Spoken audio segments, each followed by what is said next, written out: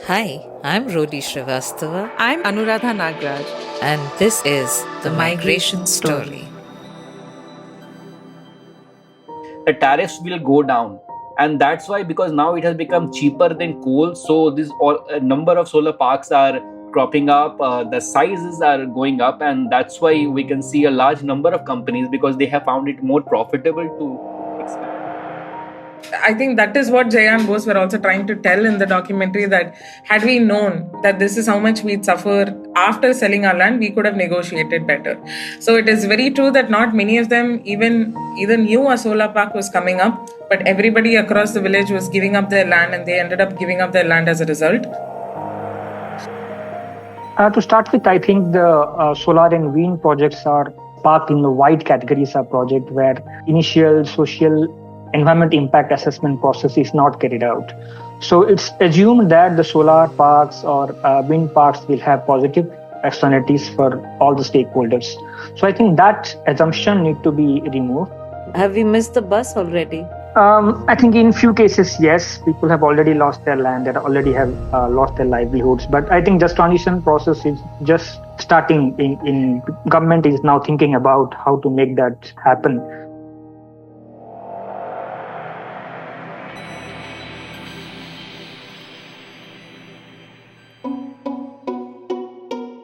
Hi, thank you so much for joining us on the Migration Story podcast. The topic of a discussion today is the protection of local communities impacted by green energy projects. I'm Roli Srivastava. I'm a journalist and I report on just transition and climate change. I'm also the founder of the Migration Story. We are doing this podcast following the release of a docu-explainer Beneath the Panel a few weeks ago that looked at the losses a local community suffered after it gave up its land for the Kamuthi solar park in Tamil Nadu. This story has been receiving a lot of messages from our readers and subscribers, some of which we will be taking up on this podcast as well.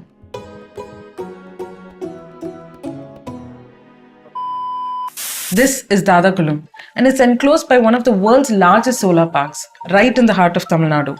Over several months in 2024, I spoke with locals from the region who stayed behind after many others migrated. And in the stories they shared, many say that they didn't anticipate the impact that this solar park would have on their future. நம்ம இடத்த வச்சு தான் அவங்க இப்படி current தயார் பண்ணிட்டாங்க, நம்ம ஏமாந்த வாக்கில் கொடுத்துட்டோம், இப்போ நம்மளுக்கு வருமானம் கம்மியாக போச்சு, வறுமையில் இருக்கோம் அப்படின்னு. For many farmers, this is a huge loss. They've lost access to hundreds of acres of farmland and grazing grounds. Meanwhile, for the country and corporate giants, this is a big win. If you haven't already, do watch the story on the Migration Stories YouTube channel. It's called The Hidden Losses of India's Solar Parks. And I'm thrilled to introduce our panelists for this discussion. We have Aparna Ganesan. She's the visual journalist who reported on and produced this docu-explainer. You took about 6 months on the documentary or more, Aparna? By timeline, it's since 2021 I've been following that story, but on working on it, I would say, 6 months. Okay, great. We'll hear more about that during our discussion. Our second panelist is Santosh Patnaik. He hems the Just Transition vertical of Climate Action Network South Asia. He's an expert voice on community-led initiatives and impact of energy projects on people. And I have interviewed him several times. And one thing that he told me some years ago when I was reporting from a coal-rich region, where he said that the fossil fuel industry has outcomes we don't really know about yet. And that stayed with me. It kind of set the tone for a lot of just transition reporting coming years. And last but not the least, we have Manish Kumar. Manish is a senior journalist. He is currently deputy editor, Saur Energy International. It is a B2B media house that reports on renewable energy. In a career spanning about 14 years, Manish has worked with Mongabay India, Deccan Herald, Orissa Post, and also Times of India, where I met him the first time. Welcome to all three of you on this very, very important discussion. I would like to start with you, Aparna.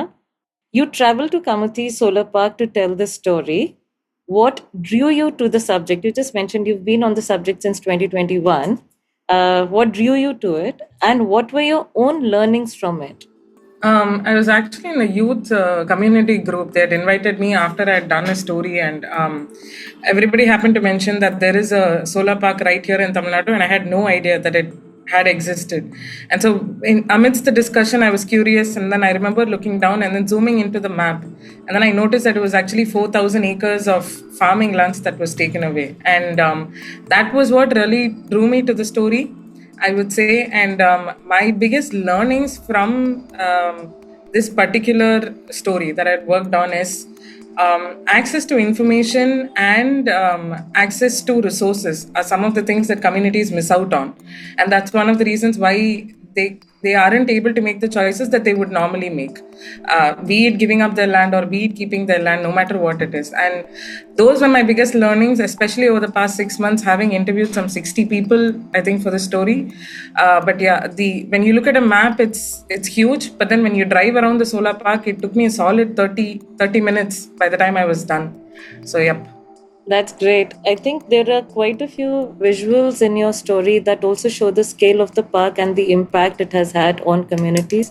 The scene where you show the goats, the shepherd herding back the goats in the evening, it also shows the loss of access of a community to the solar park. Was that also something that struck you, which is why you used that particular visual? That was one of the findings that I'd understood halfway through reporting, actually. But because my first focus was only on the farmlands, but then you realize that these are dry regions, and then off season is where the cattle actually usually herds completely, and that was something that many people repeatedly started mentioning with time. And then when you drive along the solar park, you'll notice there'll be small spaces through broken fences or walls where some herders would, take their cattle in, graze through, and come back as well, because they didn't have access to those lands. And they have a good understanding with some of the security in some places, but in many places they're also shooed away.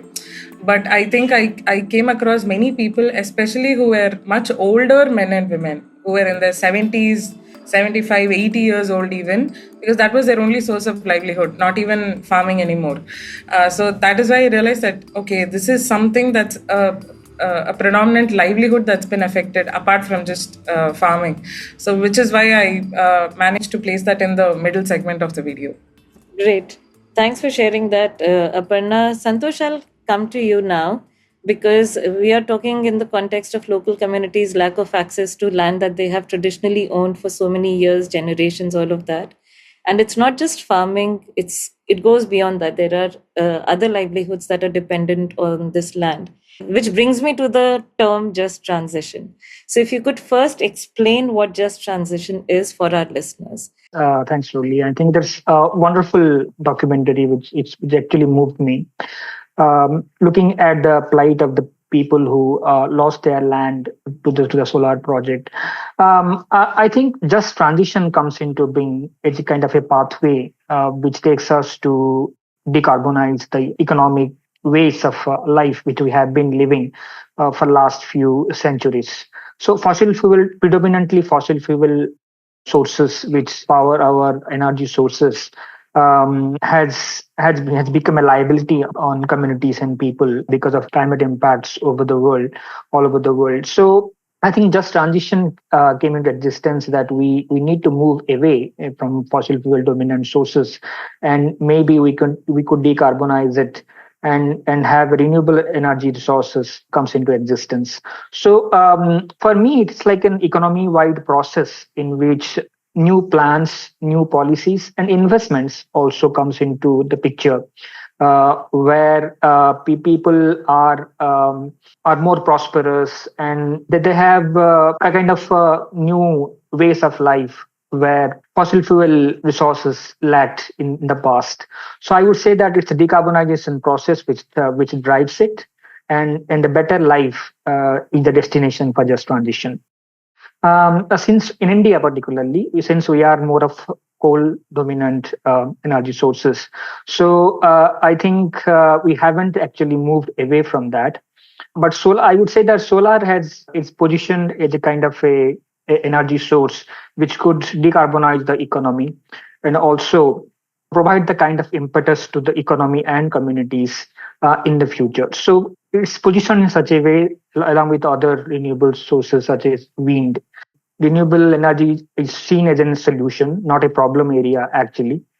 So when we talk about land issues related to solar parks, so I think it comes as a kind of a surprise to many policymakers, many decision makers, that solar projects also, mainly large scale solar projects, also could perpetuate the same social, environmental, and economic inequalities and injustices that has been the norm for fossil fuel sources. So I would say that we need to be careful in planning those sources initially. I think my first point would be that the planning should be proper to start with. No, thank you so much. And I remember like having these discussions that how just transition in principle should be that nobody is left behind as we move from coal to clean, as we move to more sustainable ways of living. Nobody is left behind. Like you mentioned, broadly understand renewable energy, clean energy as a solution and not a problem, which is on point.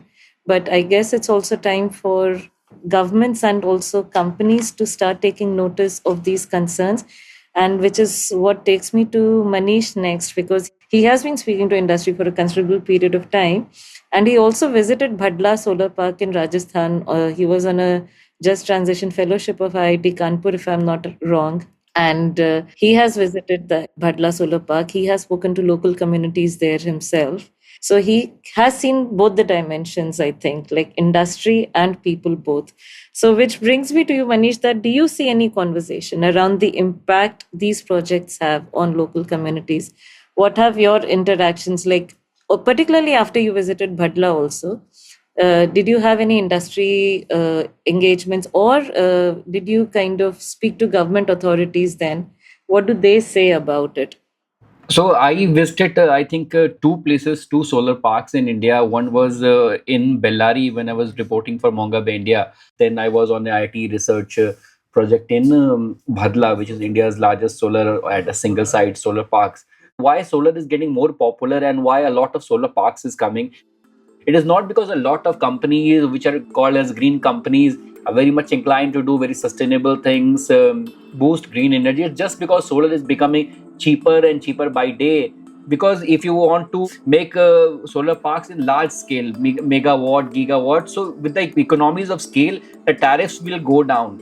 And that's why, because now it has become cheaper than coal, so this number of solar parks are cropping up, the sizes are going up, and that's why we can see a large number of companies, because they have found it more profitable to expand, popular to invest and get better dividends than other fossil fuel and other fuels.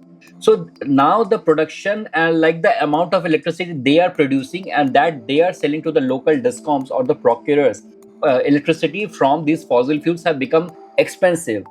But now with the advent of solar power, it has become cheaper. So the amount of electricity generated and that amount of electricity that they sell to the local electricity discom companies have become cheaper. So after a lot of solar parks came, we saw that while the coal-fired tariffs were above 3 rupees or 4 rupees per unit, now we can see that the renewable energy generated only from the solar plants, that tariffs have come down and now it is anywhere around 2.5 rupees. We have also seen the lowest ever tariff of 1.99 per unit. So now it varies anywhere between 2.2 to 2.7. So now solar power has become much cheaper for the state governments, discoms. That's why it has become a lucrative business, and a lot of companies are investing it because it has become cheaper, more affordable for the discoms and the bulk buyers of any state or consumers.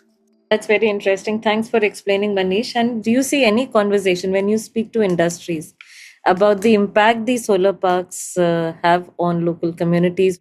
Like any other industry, when you see a massive project coming up, you expect it to be beneficial to you. So, like you mentioned, jobs and all that. Have you come across conversations that look at these aspirations or the impact that these projects have on local communities? I was recently on a visit to one of the solar parks in Rajasthan, and I told the solar project developers that when journalistically when we do stories on off-grid solar, we see a lot of very interesting stories that tribal people are getting benefited. We can see rise of a number of smaller enterprises with the advent of off-grid solar. They are getting energy securities in weak grid areas. But utility scale, I said it's a very boring thing because we can only see large number of solar panels, wires. We cannot see much activity, much revolution, much a lot of things happening on the ground. But he explained ki, see, we also have some magic because we mainly invest in areas, in very rural areas. We construct 1200 megawatt projects, 500, 200 megawatts. So when we create megawatt scale of projects, maybe no, we are unable to give them jobs that are mainly involved around maintaining of the machines, but we can give them jobs of guard or cutting the grass or cleaning of the solar modules. So they were also giving me some estimates that for 100 megawatt of solar project they need 100 people. So a lot of jobs are there which they create at that remote area. So that is one of the things that they were talking about. And definitely a lot of companies definitely invest on these projects. Like I can tell you from my Bhadla example that in many states how solar projects come up, that they provide funding earlier exactly when nothing is there on the ground. There are all agriculture land, or some people used to do agriculture without land titles also. So sometimes state government and some company make collaboration, they create solar park project development companies, and then they acquire the land, create transmission networks and road and other things, and then they ask solar project developers to invest in those areas. So Bhadla, there are two companies. There is one private company and a collaboration with the Rajasthan government. Then in another Adani company and the state government, they have a collaboration. So these solar project developers develop those areas, and then they hand over to the solar project developers who are ready to invest in those areas, install solar plant and create jobs or generate electricity. So primarily these solar project park developers create all the infrastructure, and then a lot of 10 to 12 companies later move on to those areas and start generating or creating jobs and generating electricity. A lot of things then start.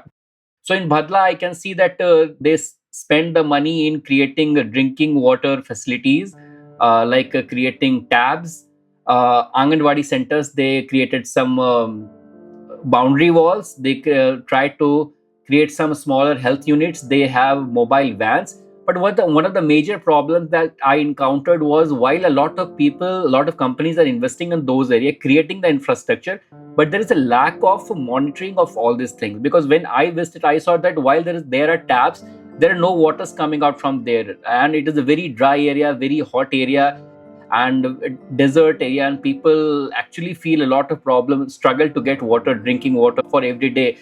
So they face a lot of problem. But so on paper everything is written that we have created water tap facilities, we have given them pipe water, everything, but actually water is not coming. So similarly in Anganwadi also, I can see a lot of out of school children there below 5 years, primary school, they are of the age of going to primary schools, but they are still out of school. So a lot of works are actually done on paper. So it is very important to see exactly how the money was, even though they are spent, but how exactly, how smartly they are invested, and what exactly things are happening on the ground. Are there enough people monitoring the progress? Is it actually working, or everything went just on paper and nobody is overseeing it? Yeah, rightly said. And I see Aparna nodding in agreement, because she found the same thing in Kamuthi, where there was a drinking water project that's defunct. So seems like a problem across. Also, there is a certain perception of the clean energy sector. It's a sunrise sector. It's supposed to be ethical. It's supposed to be mindful of people that it is, impacting. So when it misses that, it becomes all the more glaring.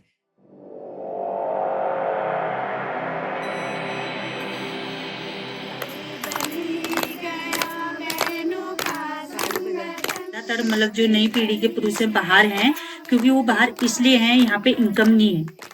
मैं अपने घर में अकेली महिला हूँ। अकेली महिला होने के बावजूद भी मैं अपनी पंचायत को पूरे अच्छी तरह से संभाल रही हूँ। अपनी पंचायत के साथ साथ मैंने अपने घर का काम, अपने बच्चों को, और 8 साल हो गए। आज 8 साल के अंदर में मैंने अपनी पंचायत में महिलाओं को आगे लाने का जो मेरा सपना था, वो आज मेरा पूरा हुआ।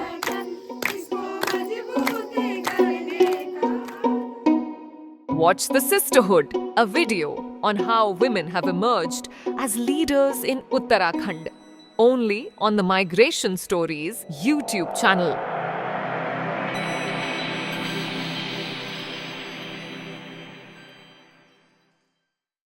And before I turn to you, Aparna, with my next question, would like to read out some of our reader and viewer comments on the documentary. There's a viewer from Andhra Pradesh. He has written saying that a few days ago, some brokers came to our village asking to lease our land for solar park, offering 30,000 per year for 1 acre. And they said that they'll increase it for every 3 years, they'll increase this amount. So many people are interested. Some are in denial. Some people are thinking it's best for their livelihood. Some are thinking like eventually we are going to lose land. We can't do anything about that. So we are thinking a lot. There's another comment which is again about this dilemma. We definitely need more solar, no doubt about it. But these poor people should be fairly compensated. There shouldn't be any shortcuts. And which brings me to the question that you established in your documentary, in the interview with Sandeep Pai, that big solar projects are very much needed. Some viewers have also pointed out that people you interviewed technically sold their land. A lot of people have said that why are they complaining now? They sold their land.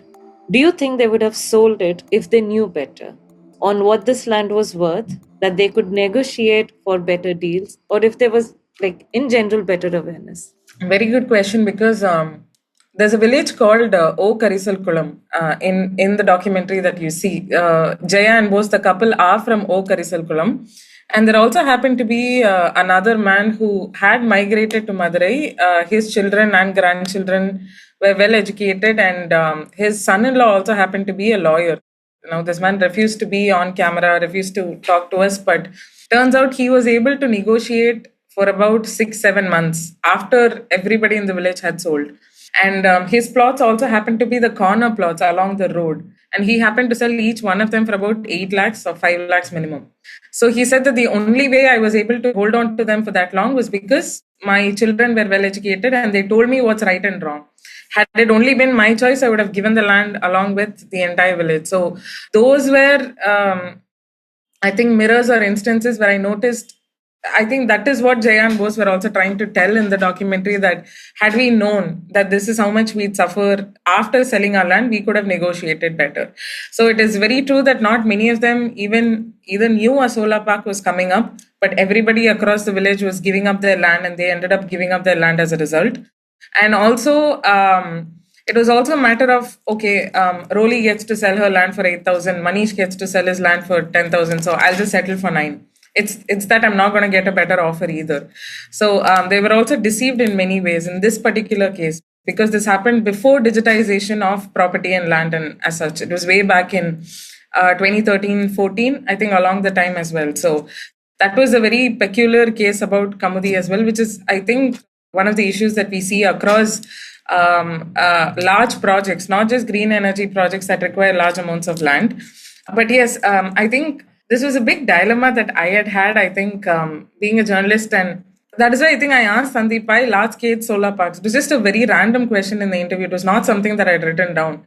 I said, large-scale solar parks, yes or no? Because I didn't know the answer to that question. And after the interview, I actually read up about it a little bit more and understood that you need large-scale solar parks to meet energy demands. But how are you going to compensate people? So that bridge, that lack of information is what I felt that this documentary needed to. And I'm glad to see that some people in the comment section are also able to learn a lot from this as well. Yep. Thanks, Aparna. It's really been a conversation starter, on just transition. Santosh, would you consider the lack of financial literacy as a major challenge to the protection of local communities where these projects are coming up? No, actually, it will be like, say, victimization of the communities, I would say. Information, yes, I think it's on their part. But I think it's just transition gone wrong here. It's supposed to take the communities along with the change process, I think, which didn't happen there. So as Aparna was saying, that it's a land acquisition issue, it is a rehabilitation and a resettlement issue, which communities had nothing to do with that. I think the government or other stakeholders which should be responsible for this transition to happen didn't do their job, if I be blunt. Just transition has didn't do well here. It's inefficient. So I think it's the process which need to be corrected, and not the communities be blamed for what they did because of lack of information, because lack of capacities. It's there. Their responsibility cannot be related upon. But I think it's first. I think I would say that it's needed a social and economic impact assessment should be done for the part of government and all the other solar developers before they have all this large scale utility scale power projects. I think it's need to understood that what the solar park would have, the impacts would have on social, environmental, economic aspects of the communities.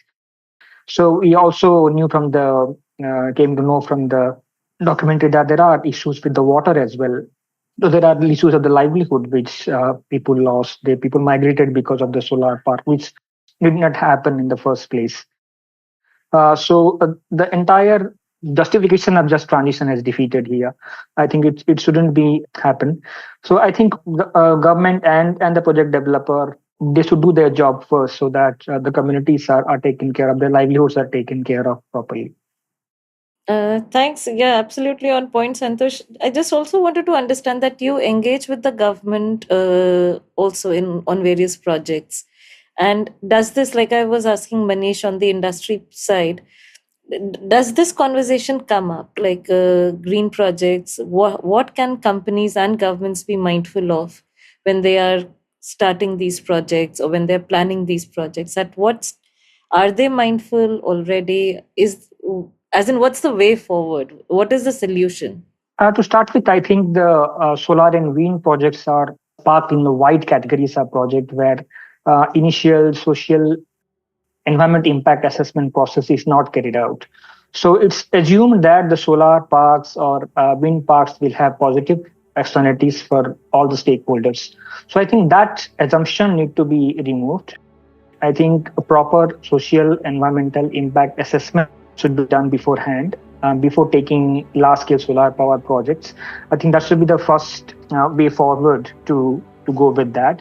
And also government should come forward, helping communities, helping stakeholders, power project developers in procuring land, in helping ethical way of land acquisition and providing the resettlement and rehabilitation to the affected communities, securing their livelihood in case of loss of land or lease of land. So those processes need to be taken care of in a way that the communities are not affected in the long run.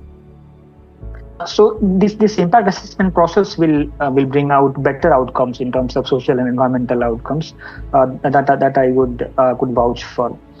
I would say that the stakeholder engagement along with the communities, informing communities beforehand would be really helpful. Taking the communities along with the decision-making process would really helpful. So based on that, I think we could say that local self-government governance also should be strengthened in a way that communities are informed about the overall aspect, the holistic aspects of the solar power project. So they could make decisions in a way that benefits them. They could do an informed decision about their land and about their livelihood. So those processes, those planning need to be carried out. Thanks. I would only think that it should have started long back. Don't you think so? As in, have we missed the bus already? I think in few cases, yes, people have already lost their land, they already have lost their livelihoods. But I think just transition process is just starting in government is now thinking about how to make that happen. So I think it's the right time to mend ways that how it could be done. As Aparna was highlighting that this process happened before land digitization or streamlining of land records. Maybe it's the high time that all types of land, including the wasteland or agriculture land, should be digitized and should be streamlined. So all land records are kept up to date. It could be land record management system also could be formed. And also it could be that land use mapping exercise also need to be done. I think there are some states and also there are ministries who are trying to do that, or they have done, hopefully, in some areas. I think along with that, the capacity building of communities also need to be done. I think there should be some hand holding in the community point of view so that they could understand what actually they are promising when they are promising their land to a power project developer. I think it's Aparna was saying that it was agriculture land. So we have different schemes, for example, Kusum that promotes agro solar. So maybe it's the right time that how this Kusum could be a case study, a good example where this kind of livelihood versus land versus solar conflict could be resolved. The trade-off could be resolved in a way. Yeah, so those things could be followed. Those are good points. And Manish, How we see in films, Swadesh and other films, that all the village sit together and decide on a common thing. So when it comes to land acquisition, livelihood decisions by the companies, that actually all those things are not aligned to that what we usually see in films. So the whole village is not united. So usually villages are represented by very few people, one or two connecting points through which the solar companies are connected. All information do not go through all the households of a village. Mainly the influential people take the decision. They may be explaining to all the households according to their preferences with some minor edits or anything. So that is one perspective, that the whole, not all households take decision together for any cause. that's very interesting. Thanks for explaining, Manish, and talking about what governments and industry can do. So, a project that you felt like an outreach, a community outreach project, which strikes you as the best that you may have come across, or in terms of protecting lives and incomes of people impacted by a green energy project. From a utility scale, we can see that these companies are giving jobs. So what I saw in Bhadla, that more than 50% people have got jobs at least once in 10 years. Solar cleaning has become automated now. But even for that, they require a number of people to move the plates. So even with the introduction of automatic cleaning, you need people to cut the grass below the panels so that it do not affect the generation. And plus, you need guards, you need a lot of transport people to maintain that thing. So definitely in rural areas, we can see around 50% of them jobs are created for the local people.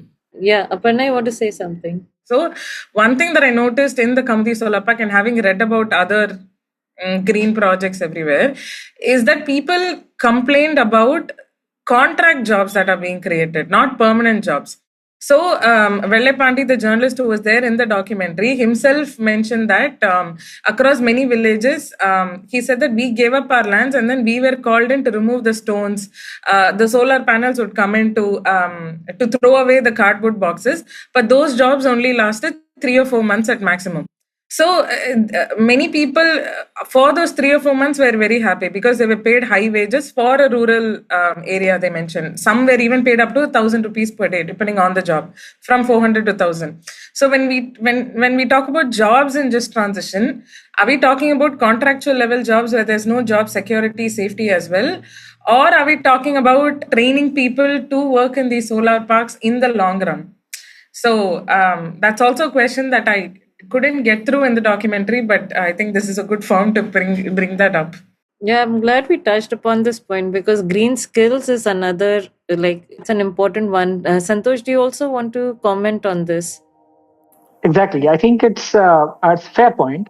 So I think those manual unskilled jobs go to the local communities, while the plum jobs go to skilled ones who solar engineers or technicians who have kind of formal training in handling high-end equipments. So I think the need of the hour is that how this local communities be capacitated so that they could also be have their jobs on high end jobs, so their capacity be built over the time and prepare them in advance so that they could take up these high end jobs and also get benefited apart from what they get compensated for their land etc. So those things need to be done. I think we discussed several times that how these trainings could be also be driven through the local industrial training institutes, that how they could be helpful in designing and similar kind of courses where these trainings could be taken up and people will get benefited in the long run. So those kind of planning also need to be there. So for this to happen, I think a structured this transition planning exercise has to be done, I think, at multiple levels, at several levels to start with.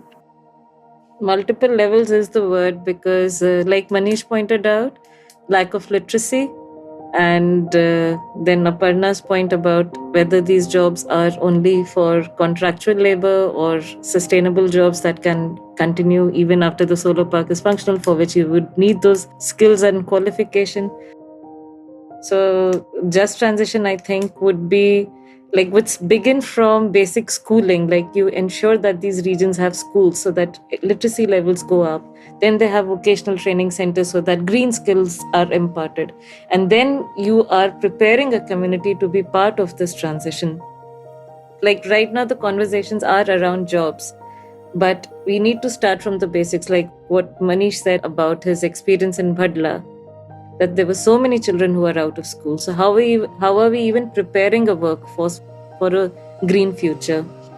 So thank you so much. Thank you all for all your time and valuable insights on how to protect local communities impacted by green projects, green energy projects. It's an important discussion.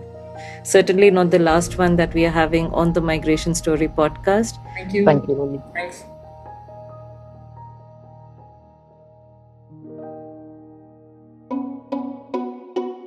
Please keep following our work on the Migration Story. We hope to continue bringing ground reports, both in text, video, and audio formats.